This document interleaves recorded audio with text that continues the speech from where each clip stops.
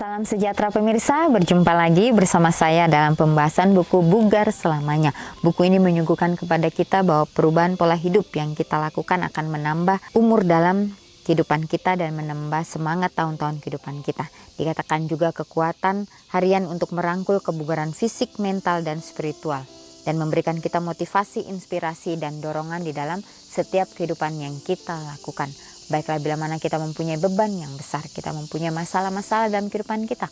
Baiklah kita boleh datang di bawah kaki salib Tuhan, menyerahkan semuanya hanya kepadanya. Dan Dia akan meringankan setiap langkah-langkah kehidupan kita. Karena dalam nasihat firman Tuhan dikatakan bahwa hati yang gembira adalah obat yang manjur. Biarlah kita mau menciptakan suasana surga di dalam kehidupan kita masing-masing. Walaupun banyak masalah yang kita hadapi, tapi kita yakin dan percaya bahwa itulah ya ujian untuk kita supaya dapat memurnikan iman kita hari demi hari. Pada saat ini kembali lagi saya mengundang akan seluruh anggota keluarga dan saudara-saudara semua. Kita dapat berkumpul bersama-sama. Kita akan mempelajari nasihat firman Tuhan pada saat ini dan biarlah rencana-rencana indah Tuhan itu akan menjadi bagian masing-masing kita. Kita akan masuk ke dalam judulnya, TBC masih membunuh saat ini. Ayatnya terdapat di dalam Matius 6 ayat 13 bagian A. Dan janganlah membawa kami ke dalam pencobaan, tetapi lepaskanlah kami daripada yang jahat. Saya belum melihat Tina untuk sementara waktu. Saya kemudian mengetahui bahwa dia menderita TBC. Saya tidak bisa mempercayainya. Saya mengira penyakit itu telah punah bertahun-tahun yang lalu. Seiring dengan penemuan antibiotik, saya salah. Tuberkulosis atau TBC adalah penyakit mematikan yang terkenal menakutkan. Itu telah dijelaskan ribuan tahun yang lalu dalam tulisan-tulisan kuno. Bukti pembusukan tuberkulosis telah ditemukan di tulang belakang mumi Mesir. Dan penyakit ini umum terjadi baik di Yunani kuno dan Kekaisaran Roma. Baru-baru ini TBC menyebabkan kematian John Keats, Robert Louis Stevenson, dan Frederick Compton. Selama ribuan tahun, tidak diketahui bahwa bakteri adalah penyebab penyakit ini. Infeksi menyebar melalui kelenjar getah bening dan aliran darah dan dapat menyebabkan kematian jaringan pada organ manapun di tubuh. Namun paru-paru adalah yang paling rentan. Selama 2 abad terakhir penyakit ini telah membunuh 1 miliar orang. TBC saat ini merupakan penyebab utama kematian oleh agen penularan tunggal yang menyebabkan 26% kematian orang dewasa yang dapat dicegah di negara berkembang. Diperkirakan ada 8 juta kasus baru tuberkulosis dan 3 juta kematian akibat TBC per tahun. Ini berita buruknya. Bentuk bakteri baru dan sangat resistan yang menyebabkan TBC sudah muncul, yang menciptakan bahaya kesehatan masyarakat di daerah kumuh di banyak kota-kota besar. Tuberkulosis juga mengikat pesat di negara-negara dengan angka kasus infeksi HIV yang tinggi. Faktanya, setengah dari pasien HIV kemungkinan besar akan menderita TBC. Apa yang bisa dilakukan? Jangan panik. Ya, hampir tidak mungkin tertular TBC hanya dengan berpapasan dengan orang yang terinfeksi di jalan.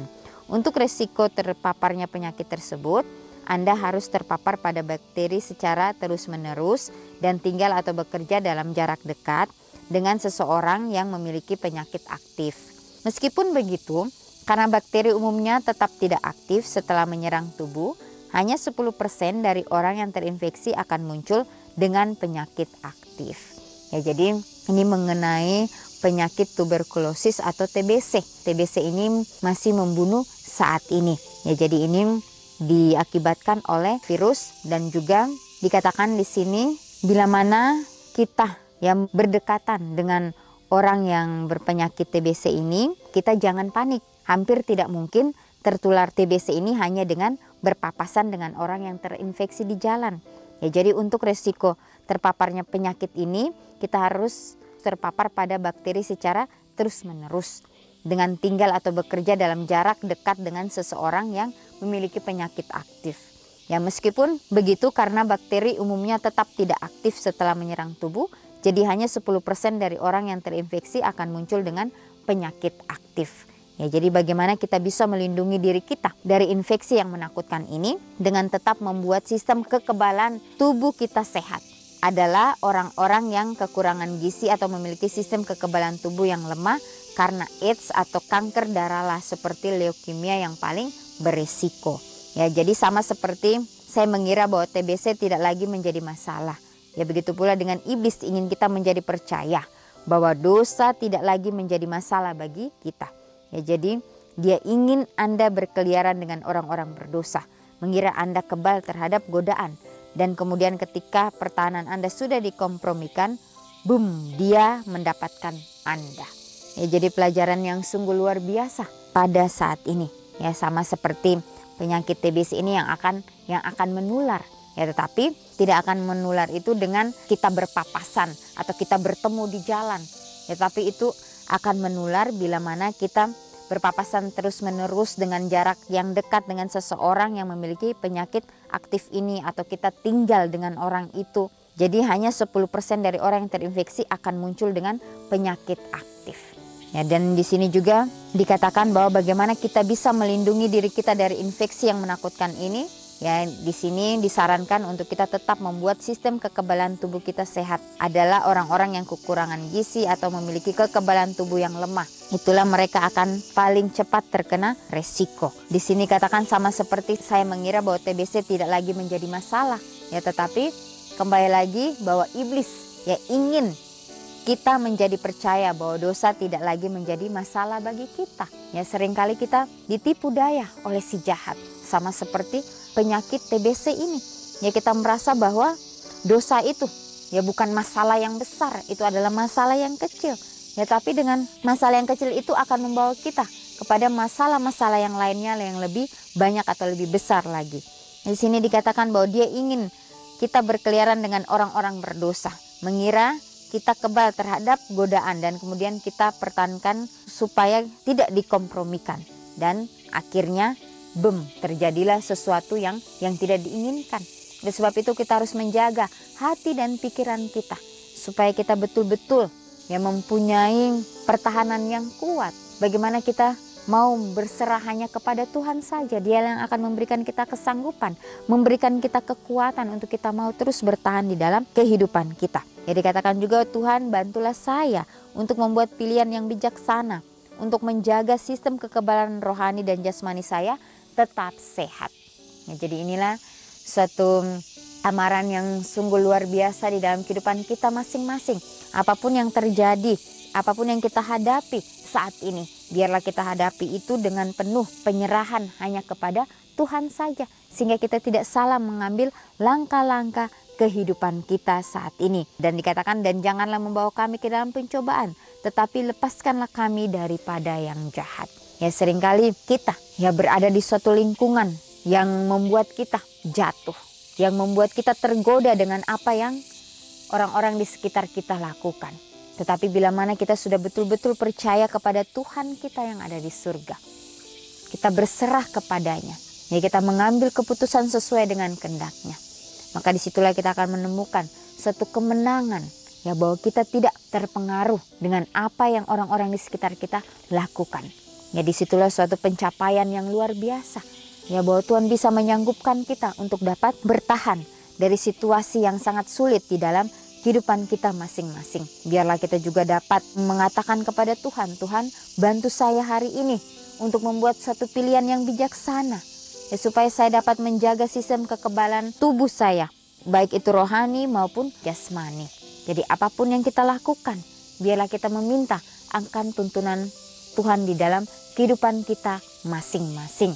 Karena pada saat ya kita membuat satu pilihan dalam kehidupan kita, dan pilihan itu sesuai dengan kehendak Tuhan, ya walaupun mungkin akan banyak masalah-masalah atau tantangan yang datang kepada kita, tapi kita akan menjalani itu dengan penuh kedamaian, dengan penuh sukacita. Dan pada saat kita sudah menyelesaikan semuanya itu, disitulah bagaimana kita merasakan tuntunan Tuhan itu begitu luar biasa. Itu bukan oleh karena kesanggupan diri kita, itu oleh karena Tuhanlah yang menuntun kita. Jadi apapun yang terjadi dalam kehidupan kita, biarlah kita mau datang kepada Tuhan, menyerahkan semuanya kepadanya. Di sini juga dikatakan selama ribuan tahun tidak diketahui bahwa bakteri adalah penyebab penyakit ini atau penyakit TBC ini. Ya, jadi infeksi menyebar melalui kelenjar getah bening dan aliran darah dan dapat menyebabkan kematian jaringan pada organ manapun di tubuh. Ya, namun dikatakan bahwa paru-paru adalah yang paling rentan. Selama 2 abad terakhir penyakit ini telah membunuh 1 miliar orang. Ya, jadi begitu banyak ya oleh karena penyakit ini. Ya, begitu pula dengan si jahat. Ya, bagaimana dia ingin merasuki setiap pikiran daripada umat manusia. Ya, sehingga mereka mulai ragu, mereka mulai khawatir dengan setiap janji-janji Tuhan. Ya, jangan sampai kita terlena oleh tipu atau rayuan daripada si jahat ini. Karena kita tidak tahu, karena kita tidak dapat melawan si jahat itu dengan kekuatan kita sendiri. Ini adalah hal yang harus kita waspadai di dalam kehidupan kita masing-masing. Jadi di dalam setiap kehidupan kita, baiklah kita boleh menyerahkan semuanya itu hanya kepada Tuhan saja. Sepenuhnya kita percaya hanya kepada Tuhan. Ya, walaupun mungkin ada dosa-dosa kesayangan yang kita lakukan, biarlah kita boleh berdoa kepada Tuhan, meminta tuntunan Tuhan. Ya, supaya Tuhan dapat memberikan kita kesanggupan, memberikan kita kekuatan untuk melewati setiap ujian-ujian ini. Jadi kembali lagi kita mengingat bagaimana perjalanan Yesus bersama dengan murid-muridnya. Itu adalah perjalanan yang tidak mudah. Murid-muridnya ini belum mengerti ya misi Yesus datang ke dunia ini. Ya, sehingga pada saat mereka bersama-sama dengan Yesus, banyak pertanyaan-pertanyaan yang mereka lakukan atau yang mereka berikan kepada Yesus. Pertanyaan yang mungkin mereka mengatakan bahwa bila engkau menjadi seorang raja, aku akan duduk di sebelah kananmu. Ya, mereka masih memikirkan hal-hal duniawi. Mereka memikirkan bahwa Yesus akan mendirikan kerajaannya di dunia ini. Tapi Yesus dengan sabarnya memberikan mereka pengertian demi pengertian. Mereka terus melakukan apa yang mereka inginkan dalam kehidupan mereka. Dan akhirnya pada saat Yesus ditangkap, ya bagaimana situasi yang murid-murid ini hadapi? Mereka terpencar karena mereka belum mengerti sepenuhnya. Pada saat Yesus disalibkan dan Yesus mati, akhirnya Yesus pun bangkit pada hari yang ketiga. Pada saat kebangkitannya itu bagaimana setan ini? Dia kaget, akhirnya dia lari terbirit-birit. Disitulah Yesus keluar sebagai pemenang. Tapi Yesus harus mati dulu, karena dia mengatakan dialah kebangkitan dan hidup.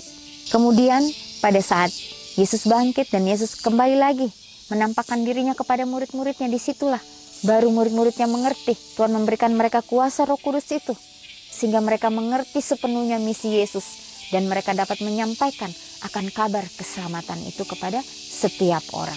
Baiklah, dalam setiap apapun yang kita lakukan, kita mengingat kembali pengorbanan Yesus yang Yesus sudah berikan untuk kita. Sehingga kita dapat menyadari bahwa tanpa Yesus kita tidak sanggup melakukan semuanya ini dengan sendirian. Inilah yang menjadi suatu renungan bagi kita. Biarlah kita mau terus datang kepada Tuhan. Jangan sampai kita dipengaruhi oleh si jahat itu dan kita melakukan hal-hal yang tidak sesuai dengan kehendak Tuhan. Biarlah kita mau menyerahkan sepenuhnya hanya kepada Tuhan saja. Inilah yang menjadi suatu pelajaran, yang menjadi suatu amaran untuk kita, supaya kita betul-betul yang mempunyai misi yang Yesus sudah berikan bagi kita. Setiap komitmen demi komitmen yang kita sudah ambil, kita doakan itu dalam kehidupan kita, dan biarlah kita dapat lakukan itu dengan sepenuh hati kita. Ini yang menjadi renungan kita saat ini. Kita akan berjumpa lagi di kesempatan yang berikutnya, dan Tuhan memberkati.